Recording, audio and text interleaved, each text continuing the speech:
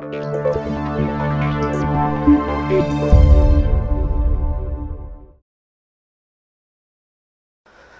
अकॅडमीमध्ये सर्व विद्यार्थ्यांचं स्वागत आहे। आज विद्यार्थी मित्रांनो आपण नॅशनल इन्कम इकॉनॉमिक्समध्ये राष्ट्रीय उत्पन्न या टॉपिक बद्दल माहिती बघणार आहोत। तर हा टॉपिक राष्ट्रीय उत्पन्न हा टॉपिक कंबाईन बी पूर्व असेल, कंबाईन सी पूर्व असेल, याच्यामध्ये 1 मार्काला हा टॉपिक 1 किंवा 2 प्रश्न येतात। आपण जास्तीत जास्त मॅक्झिमम राष्ट्रीय उत्पन्न या टॉपिकवर जीएनपी असेल, जीडीपी असेल म्हणजे कन्सेप्ट बेस्ड क्वेश्चन विचारतात, किंवा मग राष्ट्रीय उत्पन्न समितीवर असेल, किंवा राष्ट्रीय उत्पन्न मोजण्यासाठी कोणकोणत्या आपण पद्धती वापरतो, जसं उत्पादन पद्धत असेल, उत्पन्न पद्धत असेल, या वेगवेगळ्या याच्यावर प्रश्न या राष्ट्रीय उत्पन्न टॉपिकवर विचारले जातात। ओके, तर आता राष्ट्रीय उत्पन्न टॉपिक नेमका अभ्यासाच्या दृष्टीने म्हणजे एक्झाम ओरिएंटेड नेमका कसा बघितला पाहिजे तो आता आपण बघणार आहोत। बघा मित्रांनो, तर राष्ट्रीय उत्पन्न याच्यामध्ये राष्ट्रीय उत्पन्न कशातून मोजलं जाते, उत्पन्न कुठलं मोजलं जाते, तर लक्षात घ्या, उत्पन्न म्हणजे काय की वस्तू आणि सेवा सर्व्हिसेस मधून जे उत्पन्न मिळते त्याला आपण उत्पन्न म्हणतो। पण एखाद्या समजा देणगी दिली असेल तर त्यामध्ये उत्पन्नाचा समावेश, राष्ट्रीय उत्पन्नामध्ये त्याचा समावेश केला जात नाही। ओके, आणि एखादी वस्तू असेल तर वस्तूचे अंतिम वस्तूचा समावेश केला जातो राष्ट्रीय उत्पन्नात, पण मध्यवर्ती वस्तूचा समावेश केला जात नाही। उदाहरणार्थ समजा आता एखादी बाईक आहे, आता या बाईकमध्ये अनेक गोष्टी असतात। ओके, कुठल्या आल्या, तिच्या कीज असतील किंवा टायर असेल। ओके, आता एक बाईकचा आपण बघू टायर। ओके, टायर असेल, मग अजून काय, हँडल असेल। आता आणि ही बाईक टोटल हे सगळ्या तिच्या ॲक्सेसरीज न तयार होऊन ही बाईक तयार झाली। ओके, आता ही बाईक तयार झाली, मग या बाईकची किंमत टोटल आहे 78,000। ओके, आता 78,000 आहे, मग 78,000ची ही बाईक आहे। म्हणजे आता समजा हिच्या ज्या बी वस्तू आहेत अशा ह्या सगळ्या वस्तूंचं म्हणजे टायर समजा तिचे 5,000 रुपयाचे आहेत, असं आपण सगळं पकडू, सगळ्या मिळून मग यांचे वेगवेगळे कॅल्क्युलेट करतो का आपण। ह्या झाल्या मध्यवर्ती वस्तू। ओके, मध्यवर्ती वस्तू जर तिच्या 50,000 रुपयाच्या असतील, ओके, मग हे 50,000 वेगळे, 78,000 हे वेगळे, म्हणजे ह्या गाडीचे जे सगळे पार्ट्स आहेत वेगवेगळे पार्ट्स वेगवेगळ्या ठिकाणून येतात आणि त्यावेळेस ती बाईक तयार होते। मग याचा अर्थ 78,000 आपला 78 किती 78,000ला आणि 15,000 म्हणजे 50,000 आता किती झाले हो। जर समजा मी ह्याचं कॅल्क्युलेशन आणि यांचं कॅल्क्युलेशन केलो तर मग काय होईल की अंतिम वस्तूमध्ये मध्यवर्ती वस्तू ऍड करायचे असतात का, नाही, तर अंतिम वस्तूमध्ये मध्यवर्ती वस्तूचा इन्क्लूड असते, म्हणून ह्या वेगळ्या वस्तू गणना केल्या जात नाहीत। कुठे अशामध्ये राष्ट्रीय उत्पन्नामध्ये, आलं लक्षात। तर बघा आता राष्ट्रीय उत्पन्न जो आपण हा जो टॉपिक आहे, तर राष्ट्रीय उत्पन्नामध्ये कन्सेप्ट खूप महत्त्वाचे आहेत, अनेक कन्सेप्ट विचारले जातात। जसं बघा कन्सेप्ट कुठले आहेत, युनिव्हर्सल बेसिक इन्कम असेल, जीडीपी असेल, नंतर जीएनपी असेल, एनडीपी असेल, एनएनपी असेल, म्हणजे ह्या सगळ्या काय कन्सेप्ट बऱ्याचपैकी विचारले जातात। पण आता जीडीपी म्हणजे काय, आता या प्रत्येक कन्सेप्टवर बघा बऱ्याच वेळेस प्रश्न विचारले आहेत। जीडीपीचा अर्थ काय किंवा मग जीएनपीचा अर्थ काय आपण बघितलं असेल। एकूण राष्ट्रीय उत्पादन म्हणजेच काय, जीएनपी असेल। स्थूल देशांतर्गत उत्पादन, स्थूल राष्ट्रीय उत्पादन, स्थूल म्हणजेच एकूण। ओके, तर बघा आता याच्यामधून जीडीपी मधून जर आपण घसारा वजा केला तर एनडीपी मिळते म्हणजे नेट मिळते। ओके, आणि जीएनपी मधून घसारा वजा केल्यास एनएनपी मिळते, डेप्रिसिएशन, म्हणजे हा स्थूल झाला।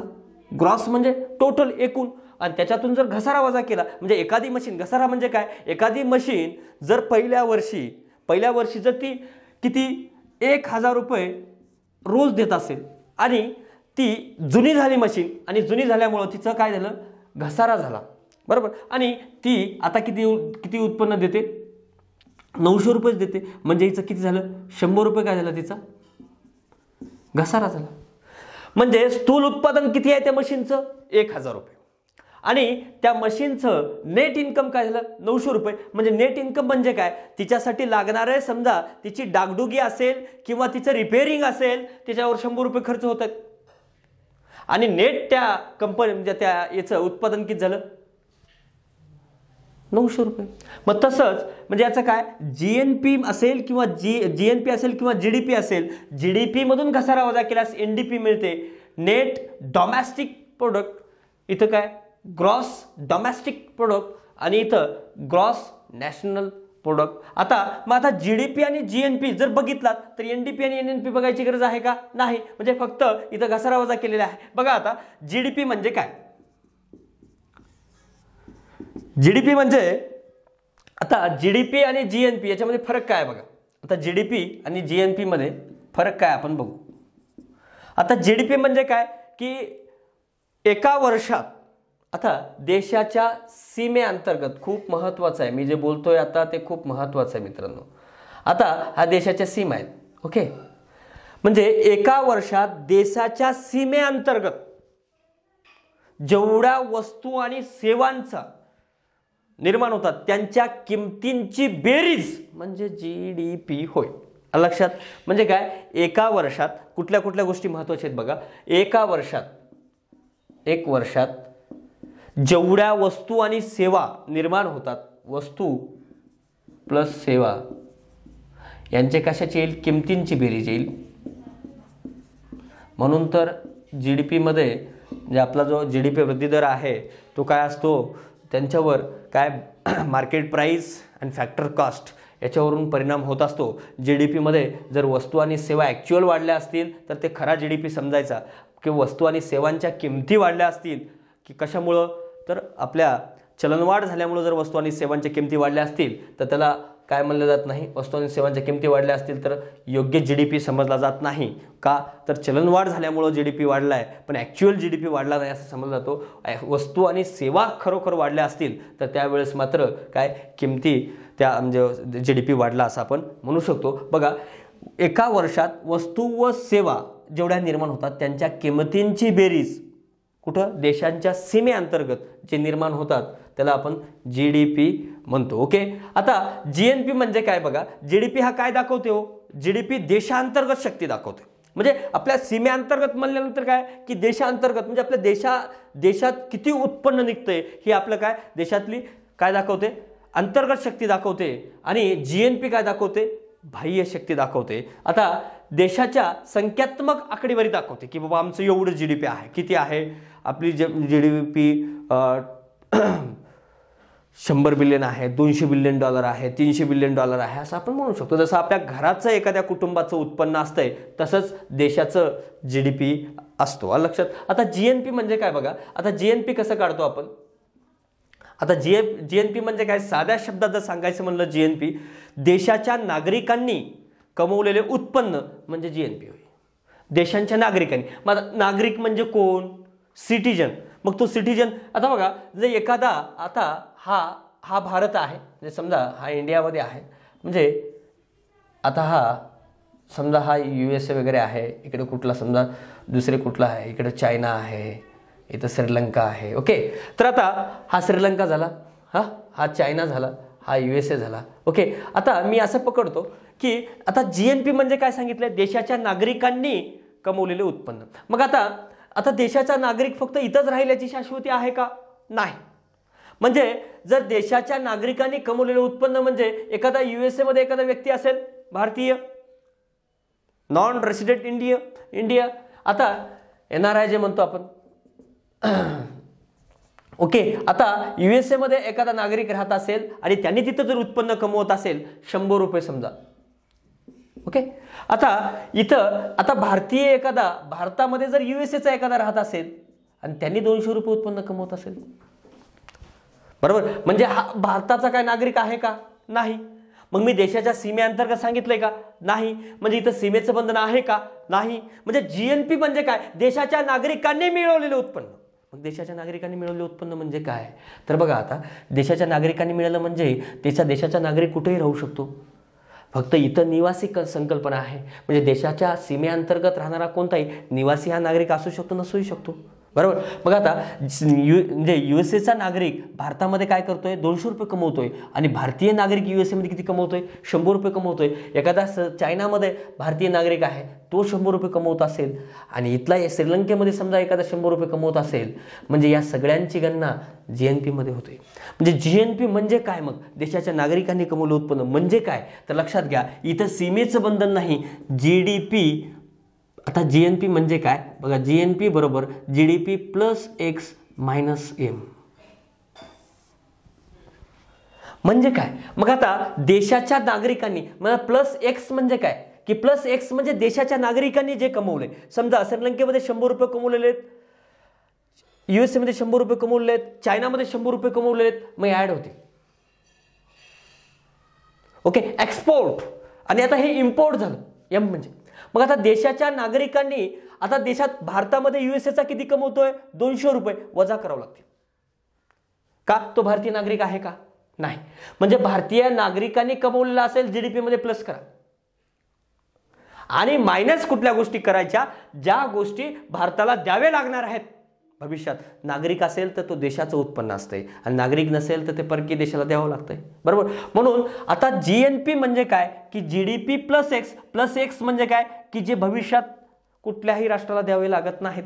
म्हणजे आता हा USA नागरिक कमवलाय 200 रुपये, तो कायसाठी, आपल्यासाठी कमवलाय का, नाही. म्हणजे हे काय, तो त्याच्या देशामध्ये नेईल, त्याच्या देशाच्या कशामध्ये, याच्यामध्ये होईल, GNP मध्ये होईल.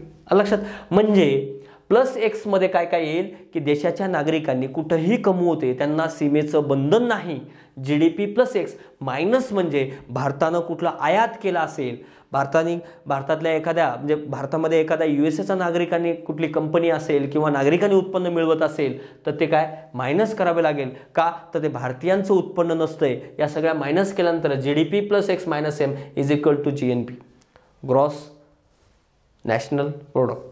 याला आपण GNP म्हणतो. म्हणजे GNP काय, देशाच्या बाहेर, म्हणजे बाह्य शक्ती आपली दर्शवते की आपण किती बाहेरून किती पैसा कमवतो आणि देशातून आपल्या किती पैसा जातो. जर परकीयांनी जर समजा इंडियामध्ये $500 बिलियन जर कमवत असतील आणि आपले त्याच टाइमला बाहेरून आणत असतील $300 बिलियन, तर याचा अर्थ आपलं $200 बिलियन काय लॉस आहे.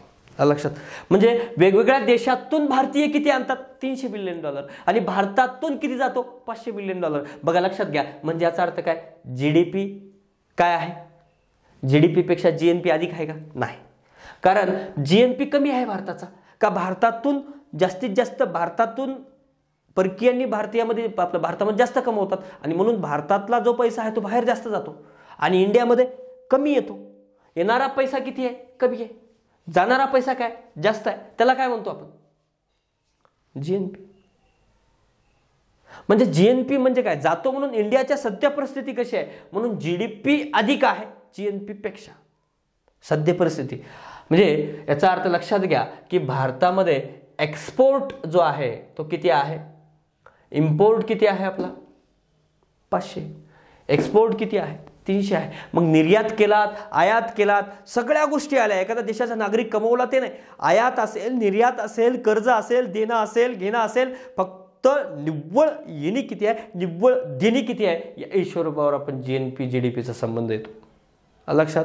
हा GDP आणि GNP म्हणजे राष्ट्रीय उत्पादन म्हणजे काय, देशाच्या नागरिकांनी कमवलेलं उत्पन्न, आणि देशाच्या नागरिकांना कमवलेलं नसेल तर ते सगळ्या गोष्टी वजा कराव्या लागतील. लक्षात. म्हणजे याच्यामध्ये फरक काय, इथं सीमेचं बंधन आहे, इथं सीमेचं बंधन नाही. इथं देशाचा नागरिक कोणी कमव, देशाच्या अंतर्गत समजा USA नागरिक कमवला समजा इथं सीमेअंतर्गत, तरी त्याचं GDPचं गणना केली जाते. इथं देशाच्या सीमेअंतर्गतचा प्रश्न आहे का, नाही. तो देशाच्या सीमेमध्ये कमवो किंवा कुठेही कमवो, सीमेचं बंधन नाही. आणि ते कुठेही कमवलेलं असेल, फक्त देशाचा नागरिक असेल तर ते GNP मध्ये त्याचा काउंट होतो, अन्यथा होत नाही. लक्षात. तर या GDP प्लस GNP कळालं असेल तर GDP आणि GNP. आता बघा, GDP झालं आणि GNP झालं. आता GDP मधून काय वजा केल्यास सांगितलं तुम्हाला मी, घसारा वजा केल्यास, म्हणजे GDP मायनस घसारा इज इक्वल टू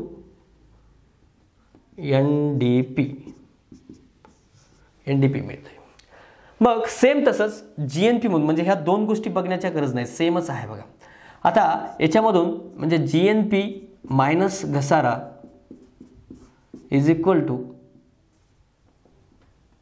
NNP, आणि NNP म्हणजे खरं देशाचं उत्पन्न समजलं जाते का, तर इथं ग्रॉस पण नाही म्हणजे घसारा वजा केले आहे, त्यानंतर डोमेस्टिकचाही परिणाम नाही, आणि काय नेट नॅशनल प्रोडक्ट म्हणजे काय काय आलं याच्यामध्ये घसाऱ्याचाही परिणाम होत नाही, त्यानंतर देशांतर्गतचा परिणाम होत नाही, या सगळ्या गोष्टीपासून अलिप्त आहे. NNP म्हणजे देशाचं खरं उत्पन्न समजलं जाते. आलं लक्षात? म्हणजे NDP असेल, GDP असेल, GNP असेल, या गोष्टी कळल्या. युनिव्हर्सल बेसिक उत्पन्न म्हणजे सार्वत्रिक उत्पन्न असेल, बिनशर्तता त्यात येते. ओके, आणि BK वर्धन यांनी या भारतीयांसाठी संकल्पना आणलेली आहे, कुठली? Universal basic income. ओके, आता युनिव्हर्सल बेसिक इन्कम असेल, GDP असेल, GNP असेल, NDP असेल, NNP, ह्या गोष्टी आपण बघितल्या आहेत. धन्यवाद मित्रांनो. ज्या विद्यार्थ्यांना ही बॅच जॉईन करायची आहे त्यांनी लवकरात लवकर ही फास्ट ट्रॅक बॅच जॉईन करा. आणि बॅचमध्ये कशा पद्धतीनं होणार आहे तुम्हाला सांगितलं मित्रांनो, ही फास्ट ट्रॅक बॅच आहे. फास्ट ट्रॅक बॅचमध्ये काय की व्हिडिओ जे आहेत रेकॉर्डेड व्हिडिओ असतील. ओके, ते तुम्ही तुमच्या वेळेनुसार कधी पण बघू शकता. 4 ते 7 मध्ये हे व्हिडिओ तुम्हाला काय येतील, उपलब्ध होतील, पण तुमच्या वेळेनुसार. का तर असं का करण्यात आलेलं आहे, तर जी विद्यार्थी समजा काय करतायत, कोणता विद्यार्थी जॉबला असतो, कोणी ग्रामीण भागात असते, त्यांचा नेटचा प्रॉब्लेम्स असतात, त्यामुळं हे रेकॉर्डेड व्हिडिओ असतील, कधीही तुम्ही डाउनलोड करून बघू शकता. आणि दुसरा सगळ्यात महत्त्वाचा प्रश्न आहे पेमेंटबद्दल. पेमेंट होत नाही सर, पेमेंट कशी करायची हा प्रश्न आहे.